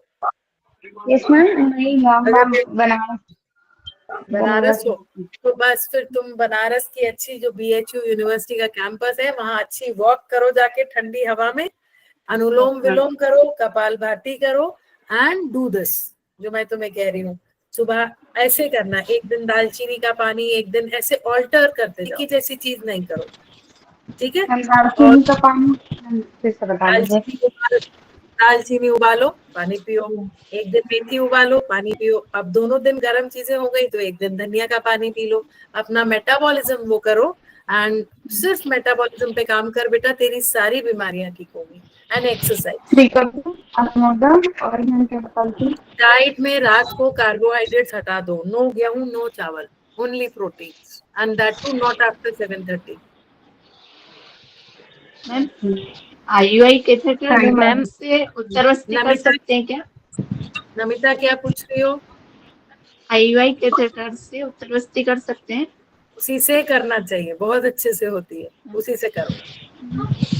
मैम आफ्टर हिस्टेक्टोमी क्या ट्रीटमेंट फॉलो करना चाहिए, मतलब दिनचर्या या फिर डाइट में चेंजेस? बस हिस्टेक्टोमी निकल गया तो टेंशन ही खत्म हो गया, है ना? तो बस सप्लीमेंट्स पे काम करो, है ना? मैम और जो सिम्टम्स हो रहे हैं इसको कैसे मैनेज करेंगे? क्या सिम्टम्स हो रहे हैं? जॉइंट पेन है, बैक पेन है, और कभी मतलब कि ठंडी लगती है पेशेंट को, कभी बहुत ज्यादा गर्मी लगती है। ये इसी के लिए हिमालय का मीनोसान दे दो। वीकनेस बहुत ज्यादा है, चक्कर आते हैं। कुछ तो डर के मारे आते हैं, है ना? कुछ तो डर के मारे आते हैं बेटा। मेरी हुई भी है। I had pre cancerous changes, cystic endometrium, ma'am है ना? कुछ नहीं, वो एक साइकोलॉजिकल हो जाता है बेटा। मेरे तो बहुत गंदे वाले चेंजेस आ गए, तो इट इज साइकोलॉजिकल। अपने आप को ओके मैम। चाहिए हमें। And take supplements. I am बार इंसिस्ट कर रही हूँ। ब्राह्मी या तगर for mental relaxation, good calcium for bone health, and शीरबला या कुछ इस टाइप का for your muscle. Ma'am cervicitis okay में मैम। हम क्या देंगे? सर्विक्स इन्फ्लेमेशन, जैसे अल्ट्रासाउंड में नॉर्मली पेशेंट को पेन रहता है लोअर एबडोमेन सीवियर, और अल्ट्रासाउंड में आता है सर्विसाइटिस ओनली, तो फिर हमारा क्या रहेगा ट्रीटमेंट में? वेजाइनल टैबलेट्स तो आयुर्वेदिक बहुत सारी आ गई है बेटा। आयुर्वेदिक भी आ गई है, बहुत अच्छी आ गई। और उनमें पंचवल्कल भी होता है जो काफी इफेक्टिव है। बिल्कुल कुछ दो। आप एक कोई बता सकते हैं कोई ब्रांड नेम या कुछ, कौन सी है? तुम कौन से एरिया में हो? हरियाणा। हरियाणा में है क्या बोरीनॉम, बोरीवैक टाइप्स कुछ? मैम अभी नहीं यूज करी, मतलब प्रैक्टिस में, और नहीं सुनी है अभी। हो सकता है कि वो बोरीनॉम करके है। और तुम वो करो इंटरनल, ये इधर तो पंचवल्कल भी इजीली अवेलेबल नहीं होता। यूनी धावन इन्फ्लेमेशन कम होने के बाद करना, क्योंकि इन्फ्लेमेशन होगा और धावन करोगे ना तो वो इन्फेक्शन असेंड हो जाएगा, यूट्रस में चला लेकिन जाएगा। यहाँ तो पंचवल्कल भी इतना अवेलेबल नहीं होता है। हाँ, पंजाब साइड नहीं है उतना आयुर्वेद में, मतलब ऊपर जाए तो नहीं है ना। तुम हम्म। तो वही फिटकरी का पानी, फिटकरी का योनी पिचू रखवाओ, है ना। फिटकरी के पानी का योनी पिचू रख सकती है, और बाकी मेडिसिन तो मैम सूक्ष्म उसमें फिटकरी हमें कितना लेना होता है, जैसे या लूक वार्म वाटर में और नॉर्मल वाटर में? ल्यूकवार्म वाटर में उस कॉटन गॉज को पिचू को सोक करके अंदर रखवाओ, बट अच्छा साफ पानी हो, पूरा आरओ का। पूरा फिटकरी मतलब कितना लें, और उसमें एक ग्लास में लगभग पिसी हुई फिटकरी 1/4 स्पून। ओके। बिल्कुल, हाँ, आप बहुत ज्यादा नहीं लेना, वहां छिल जाएगा पूरा। ठीक है, और पूछो, कुछ पूछना है? और 10 मिनट मैम, पूछ लो, 11 बजे हेलो बंद करेंगे। मैम एक हेलो पेशेंट है मैम, उनको पीरियड्स तो रेगुलर आते हैं कई साल से, मतलब ऑन डेट, बट एक्ने की प्रॉब्लम मतलब ऑन एंड ऑफ, मतलब कि ड्यूरिंग पीरियड भी और ऐसे रेनी सीजन में अधिकतर रहते हैं। एज कितनी है? मैम ये स्टार्ट हुए थे 21, जब कोविड था तब से सीवियर हुआ था। एज तो कितनी वो पेशेंट काफी की? सारे एज अभी मैम 27 है। पित्त का शमन और ब्लड प्यूरिफायर, रक्त प्रसादक, मंजिष्ठा, नीम, ऐसा वाला कोई भी ब्लड प्यूरिफायर, महामंजिष्ठा दिघन, नीम पंचांग विद पित्त का शमन, बस।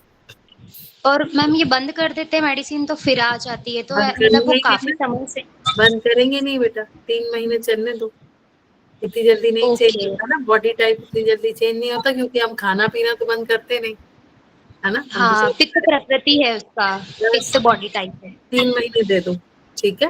ओके। मैम एक पेशेंट ऋतु है। भारद्वाज हेलो। बहुत देर से हाथ उठा रही है, ऋतु पूछो। कहाँ गई अब? रेहान रेस कर हेलो रही है। मैम। हाँ दीदी, तुम बोलो फिर। मैम 35 इयर्स की पेशेंट है आज, मतलब कि 6-7 मंथ से वो ट्राई कर रहे हैं कंसीव करने का। लेट मैरिज है, AMH 1.77 है ठीक है, उनको। AMH तो ठीक है। यस मैम, ठीक है। उनके ट्रांसवजाइनल उसमें USG में सर्वाइकल चेंजेस दिखे, तो आपने कहा था CA 125 ऑर्डर करने के लिए, तो वो मैंने आज कर दिया। CA 125 ओवरी के लिए है, सर्वाइकल यस। के लिए। हाँ मैम, वो और उनको मैम सीधे IVF बोल दिए, बट मैंने कल से योग बस्ती स्टार्ट किया, और शतावरी आपने कहा क्यों था। IVF बोला? मैम एज के हिसाब से, और वो कम है, AMH कम है, इसलिए बोल दिए हैं उनको, ऐसा बोल के उन्होंने। एलोपैथी में बोला है? Sorry ma'am. एलोपैथी हॉस्पिटल में बोला है? यस मैम, उसके बाद फिर वो आज फर्स्ट टाइम यहाँ मेरे पास आई थी, और एंडोमेट्रियल थिकनेस 6.1 है मैम। देख, उसको ना 1 महीना प्रिपेयर कर, जी। ठीक है। तो बस्ती के ओके। साथ अच्छी मेडिसिन दे, और सर्विक्स का पैप स्मीयर करा ले। हाँ मैम, पैप्समियर और CA 125 दोनों बोल दिया मैम आज मैंने। हाँ बस ठीक है, और उसको प्रिपेयर करो, है ना। ठीक उसमें है। फर्टिलिटी बढ़ाओ, शिवलिंगी, पुत्र जीवक, फलघृत, इस टाइप की चीजें उसको दो, कि उसके यूट्रस अच्छा हो, गोक्षूत, ये सब गोक्षूत। दो, दशमूल क्वाथ दो, give her this, and then second cycle से उसको प्रिपेयर करो, मतलब एक्टिव ट्रीटमेंट दो प्रेगनेंसी के लिए, ठीक है ठीक है। मैम। उत्तर बस्ती फिर नेक्स्ट साइकिल में करें कि अभी नहीं करें? नहीं, अगर यूट्रस हेल्दी है तो छेड़ो ही मत, क्यों ठीक छेड़े है। फिर उसको, है ना, मत छेड़ो। ठीक है मैम, ओके ओके। हाँ भैया, हम चला दे। हेलो मैम, ठीक। Good evening. हाँ, मैम गुड इवनिंग। एक पेशेंट है, 45 एज के राउंड अबाउट है, और उसको multiple seedling fibroids with perimenopausal type problem चल रही है, विद इरेगुलर हेवी ब्लीडिंग है। फाइब्रॉइड्स कहाँ? अल्ट्रासाउंड में है, multiple small small seedling fibroids हैं। नहीं, पर फाइब्रॉइड इंट्राम्यूरल है, मसल लेयर में है। Yes ma'am. और एंडोमेट्रियल लाइनिंग कैसी है? वो नॉर्मल थी, बाकी सब टेस्ट भी all are normal, endometrial biopsy सब everything is normal. Seedling fibroids हैं तो फाइब्रॉइड्स को छोड़ दो, उसकी ब्लीडिंग को कंट्रोल करो। ओके। अब फाइब्रॉइड्स हैं तो थोड़ा सा प्रेशर चेंजेस होंगे, तो बिल्कुल उसको दो, लोद्रा सब दो, इन्फ्लेमेशन कम रहेगा। और ये अपना क्या है इसमें यार, ब्लीडिंग के लिए बोलबद्ध रस दो, क्योंकि इसमें पेनफुल हो सकता है, उसको इंट्राम्यूरल है, तो ऐसे में बोलबद्ध। पेनफुल नहीं है मैम, बट हेवी, जैसे पीरियड्स जब भी आते हैं तो she is a regular one, तो जब भी पीरियड्स आते हैं वो हेवी रहते हैं, उसको 7-8 डेज 2-3 days तो जैसे ही मतलब whenever she moves a clot of blood comes out, ऐसे वाली bleeding. हाँ, तो देख पित्त से वात की तरफ जा रही है ना, Right. पित्त शामक, बोलबद्ध रस, लोद्रासव और थोड़ा ज्यादा डोज में दो। For how many इसमें तो days? अशोका भी अच्छा काम करेगा ना, 3 अशोका। months, बिल्कुल 3 months रेगुलर दें उसको फिर हम। बिल्कुल बिल्कुल। पीरियड के टाइम भी ले, पीरियड के टाइम बंद ना करे, लेती रहे। Okay okay. One more thing ma'am, एक पेशेंट है सेकेंडरी इनफर्टिलिटी की हमारी, वो उसको है 6th क्लास में, उसकी बड़ी बेटी, उसके बाद उसको हुआ ही नहीं कंसीव, और टॉर्च उसका पॉजिटिव है शुरू से, और अभी भी उसको हो नहीं रहा है। She is coming to me, regular patient है, तो उसका कैसे प्लान करें? ट्यूब्स ओपन है? Yes ma'am, everything is normal. Otherwise husband का ठीक है, उसका सीमेन एनालिसिस ठीक है। ठीक है, तो फिर उसको वस्ती दे दो, वस्ती दो इस मंथ, और फिर प्लान करो। ओके ठीक है मैम। और एक और चीज मैम, उनकी डॉटर है, उसको हिर्सुटिज्म भी है, और पीसीओएस की नोन टू पेशेंट है। कितनी एज है? ये दूसरे पेशेंट की है मैम, जिसकी डॉटर की बात करें, वो 16-17 ईयर्स है, थिन है, बट हिर्सुटिज्म है ना? हिर्सुटिज्म है। हाँ, और पीरियड्स ठीक है? पीरियड्स ठीक है, मतलब पीरियड्स में कोई प्रॉब्लम नहीं। अभी उसने डर्मेटोलॉजिस्ट से स्टार्ट करी, एल्डेक्टॉन स्टार्ट करी हुई है, तो शी केम टू मी कि एल्डेक्टॉन से अब इरेगुलर ब्लीडिंग स्टार्ट हो गई है, तो वो उसकी टेपर डाउन करनी पड़ेगी। तो अब हम क्या प्लान आउट करें इसमें आगे? फिर उसको पित्त का शमन और इंसुलिन रेजिस्टेंस के लिए कुछ भी स्टार्ट कर दो। इंसुलिन रेजिस्टेंस में हम वही निशामल की है, हाइपोनेट है, ऐसा कुछ भी स्टार्ट कर दो, ठीक है? ओके मैम, आज आप tired thank you ma'am. Good night कर लेते हैं प्लीज। Thank you. कॉलेज में वर्कशॉप है ना, कॉलेज में 24-25 को अग्नि और विदकर्म की वर्कशॉप है, उसकी ऑर्गेनाइजिंग कमेटी, फिर क्लिनिक, फिर ये सेशन आज तक करेंगे। कोई बात नहीं, कल करेंगे शुरू दोबारा से। आप कीजिए। Good night ma'am. Good night ma'am. मैंने वो एक आपको एक्सेला नोड में स्वेलिंग वाली पेशेंट की बात की थी मैंने 2-3 मिनट पहले। उनको मैंने आपके पास कल रेफर किया है भोपाल में। वो मेरी एक्चुअल में सिस्टर इन लॉ है। आप कहाँ पे हो शिल्पी? मैं इंदौर में मैडम, इंदौर में प्रैक्टिस करती हूँ। ओके ठीक है। भोपाल ही रहता है, तो मीनाल वाले क्लिनिक पे आपके। ओके बिल्कुल, थैंक यू। मैं बताऊंगी देख के पेशेंट को, ठीक है? Okay thank you. Okay, good night. Close करते हैं। Thank you ma'am, good night.